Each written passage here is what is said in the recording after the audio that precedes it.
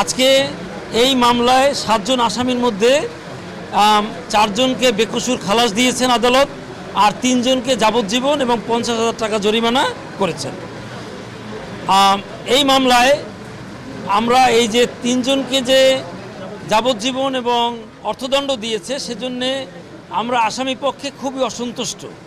তার 3-4টা কারণ হলো 42 জন সাক্ষী যে প্রসিকিউশন উপস্থাপন করেছে, এই সাক্ষীরা কেউই আসামিদেরকে শনাক্ত করতে পারে নাই কোনো সময়, এবং আইও স্বীকার করেছেন যে স্থানের কথা বলা, ঘটনাস্থানের কথা বলা হলো, সেই ঘটনাস্থলে যে ভিডিও ফুটেজ সংগ্রহ করেছিল সেখান থেকেও এই যাদেরকে সাজা দেওয়া হয়েছে তাদেরকে আসলে শনাক্ত করতে পারেন নাই। নাম্বার 2 হলো কোনো টিআই প্যারেড হয় নাই, এবং তাদের 164 যখন প্রত্যাহার করেছে তারা প্রয়োজনই বলেছে যে তাদেরকে গ্রেপ্তারের বহুদিন আগে থেকেই তাদেরকে গুম করে রাখার কারণে তাদের ফ্যামিলি থেকে জিডি করা হয়েছিল বাড্ডা থানায়, যে জিডির কপি আদালতের নির্দেশেই আদালত উপস্থাপন করা হয়েছে। তারপরও আমি মনে করি যে এই 3 জনকেও বেকসুর খালাস দেওয়া উচিত ছিল আদালতের, কিন্তু আদালত খালাস কী কারণে দেনাই তার পূর্ণাঙ্গ রায়ে ব্যাখ্যা পাবো। তবে আমি মনে করি যে ফ্যাসিস্টের প্রেতাত্মা এখনও বোধহয় উপস্থিত থাকার কারণেই এই 3 জনকে খালাস দেওয়া হয় নাই।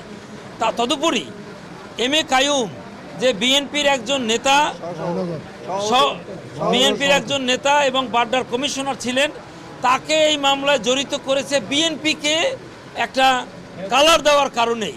এবং আপনারা দেখবেন মহানগর উত্তরের সাবেক সভাপতি ছিলেন, এবং আপনারা দেখবেন ম্যাডাম খালেদা জিয়াও বেশ কয়েকবার বক্তব্যে বলেছেন এই কথা। নাম্বার 2, ওই সময়কার তদন্তকালীন ঘটনার পরপরই যে বেনজির আহমেদ, যিনি র্যাবের ডাইরেক্টর জেনারেল ছিলেন, তিনি সাংবাদিক সম্মেলন করে বলেছেন যে এই তাবেল্লা সিজার হত্যাকাণ্ড অন্য কেউ সংগঠিত করেছে, যে 19টা আরও ঘটনার সঙ্গে। অতএব তাদেরকে এই 3 জনকে সাজা দেওয়া আমার মতে মোটেই সমীচীন হয় নাই, আইনানুগ হয় নাই, এবং এজন্য আমরা উচ্চ আদালতে আপিল করব।